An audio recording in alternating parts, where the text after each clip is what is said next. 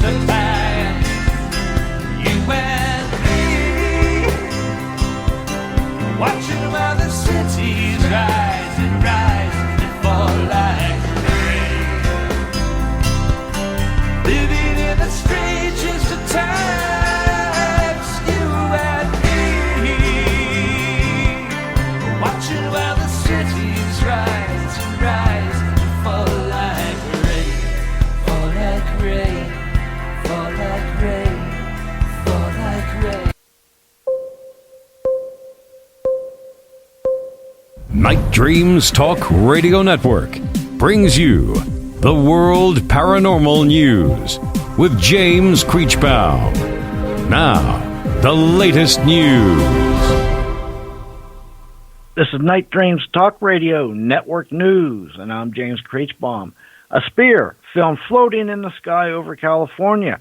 A recently uploaded video clip shows a featureless spherical object hovering motionless in the sky. The anomalous object can be clearly seen hovering above some trees and houses in the distance, much to the puzzlement of the uploader, whose voice can be heard throughout the clip. Now, that is strange, he said. That is so strange that it's really weird. There is, like, no strings or anything on it. It's just floating. I don't know what it is. It's a perfect circle. What is the source of the anomalous high-energy signals in Antarctica? Some unknown source in Antarctica is emitting high-energy signals, but scientists cannot determine what might be behind these anomalous events. An unknown source in Antarctica is emitting high-energy signals, but scientists cannot determine what might be behind these events. Now, several explanations for the anomalous signals are now being considered, including the possibility involving exotic physics. Mystery virus discovered in a Brazilian lake. Scientists have identified a strange new type of virus with a genome that is almost entirely unknown to science. It is particularly notable because it has a genome unlike that of any previously described virus. Most of the known viruses of the amoeba have been seen to share many features, contrary to what is observed in other isolated viruses of amoeba. The Yera virus is not represented by a large giant particle and a complex genome, but at the same time carries an important number of previously undescribed genes. The 6 alien species fighting for Earth control: short grays, tall grays, sirens, the Anunnaki, the Alpha Draconians, and native reptilians.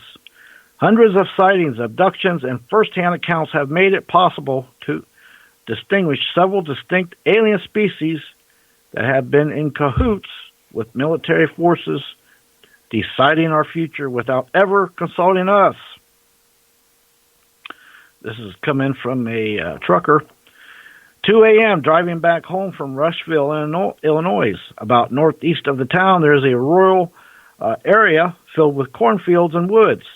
My father was driving, and I was in the passenger seat when my dad suddenly taps me on the shoulder and points out the window. And he tells me, look, about 300 yards out or so, there's a large object flying a few hundred feet away from the ground, smoothly and constantly passing over us. It looked like it had either 1 or 2 levels, rows of lights that went along the sides, and bright, large, rectangular windows with rounded corners spewing out white light. It made no sound, and it flew straight, did not rotate, and it had no blinking or no flashes of any kind, indicating that it could be some sort of small plane or any traditional aircraft. It kept flying straight forward and disappeared into the distance. I turned to my dad, and we both looked at each other and said, that was interesting, and kept driving home with no further comment.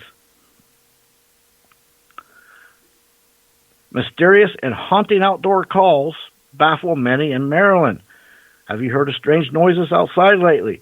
That's a scary question, especially when it comes from the government agency. Interestingly enough, the answer is yes. For many people across Maryland who have heard hearing horrifying screams that sound unhuman and like no animal they've ever heard either. After getting many calls from concerned citizens, the local police were baffled. Fortunately, the Maryland Department of Natural Resources, Wildlife, and Heritage Service was not, but it could resist scaring a few more people, which that leading question before revealing that is probably making the screams.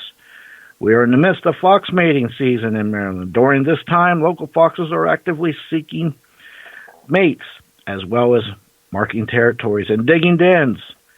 Out of our 2 fox species, the red fox is quite vocal during mating season, with females letting out a cry known as the vixen call.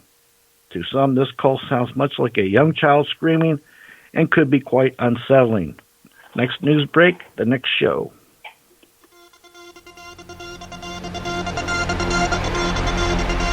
From my compound in the harbor, from the Pacific to the Atlantic, to you worldwide, you're listening to Night Dreams Talk Radio. I'm Gary Anderson. Our guest tonight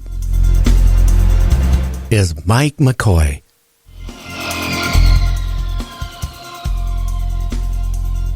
Mike, we are back with you. How you doing? I'm doing great, Gary. Yeah, it just, it really concerns me of everything. I mean, if it isn't asteroids, then we have to worry about super volcanoes. And if it isn't super volcanoes, we have to worry about a solar flare. And what really frustrates me is that we aren't putting the money that needs to be put in. Well, number one, we need to put more money into keeping our grid up, because society would die as we know it fastly if we lose our power. And, you talk about people bugging out. I tell you what, I'd be one of the first people to bug out if we lost our power, because I'll tell you what, civilization would not be like it is today. Again, if there was... Yeah, once everybody's iPhone battery died, we'd be in big trouble. Well, you mean... there would be panic on the streets. When the tower batteries go dead, that's when you got to worry about it. And not just that. Then if you're one of the smart people, I got a generator. I'll just, well, guess what? Your generator probably wouldn't work because of the flare. Maybe it would, because if it's not solid state, it would. But the problem is now your generator's running. And these people, they're looking for food. Because we already know if they announced an asteroid strike or something bad happened, some of these things that have happened, with these hurricanes and stuff, stores would sold out of food within hours of anything like bottled water, bread, food, canned goods. It's all gone. So, I mean, it's scary. Yeah, and what didn't get purchased would be stolen. So, yeah, it would be very, very scary. I mean, people get desperate. I remember here in Los Angeles in the, must have been the mid to late 80s when we had rioting in Los Angeles and people were looting. And in Koreatown, the store owners were on the roofs of their buildings with guns ready to shoot anybody that was going to break into their stores.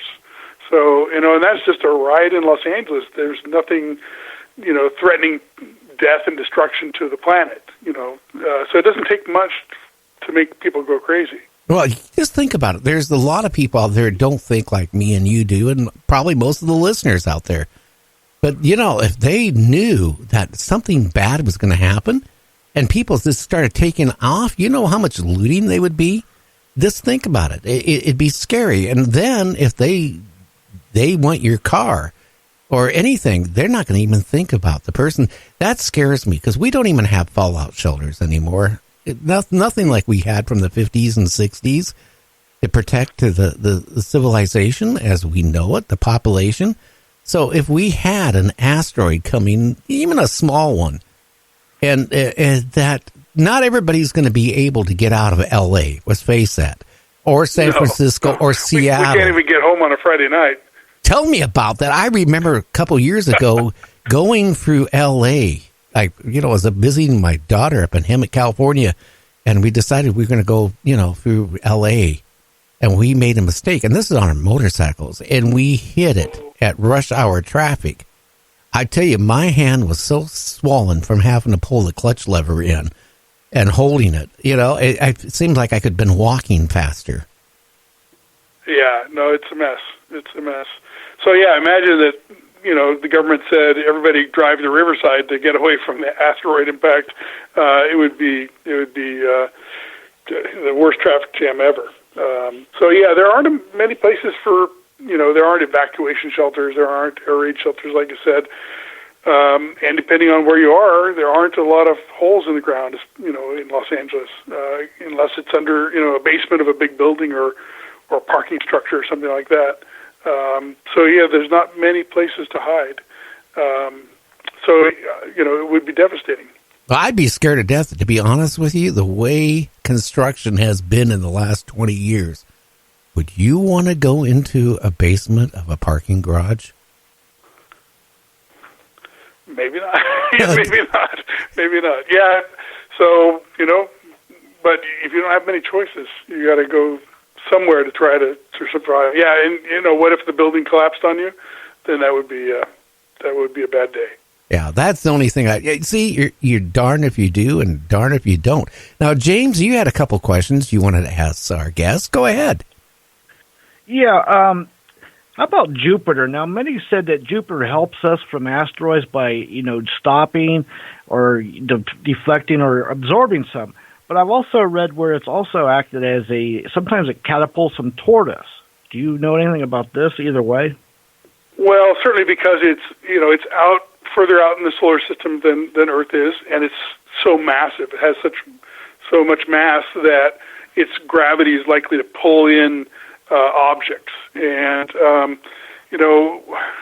what was it, 2013 or something? We saw there was a huge asteroids that hit Jupiter, and the impact areas would have been like the size of the United States. So it does. Now, if it comes on a kind of an oblique angle to Jupiter, yeah, maybe, just like we will sometimes, if we're going to go to Mars or something, we might fly around a planet to slingshot ourselves out. Same thing. If it's coming in at the right angle, it might get shotgunned around Jupiter and towards us or towards another planet. Okay, and another question I have, the Tunguska event was. Do you think that was an asteroid, or what's your opinion on that? And if it was, what caused it to affect the landscape like it did?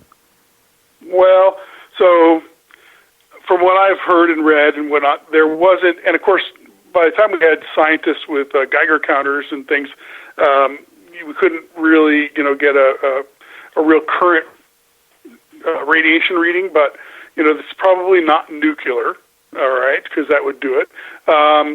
There's no crater, so it was most likely an aerial explosion. So if an asteroid came in and blew up, 10 miles above the surface, with the Chelyabinsk one was only 60 meters, 180 feet in diameter, and it blew up with a force of 470 kilotons. But it blew up about 30 miles above Earth. So it only shattered windows with the airburst and things like that. But if the other one in 1908, if it was larger and exploded at a lower altitude, then that's why you get this blast that knocked down trees for 800 square miles. The scary thing is, imagine that asteroid stayed aloft for only 2 or 3 seconds longer. At the speed it's traveling, even maybe 1 second, it could have been over London or Paris. And what would have happened to those cities if it exploded above London or Paris? Those cities would have been gone. Yeah, they would have. Now, do you think that Mars was affected?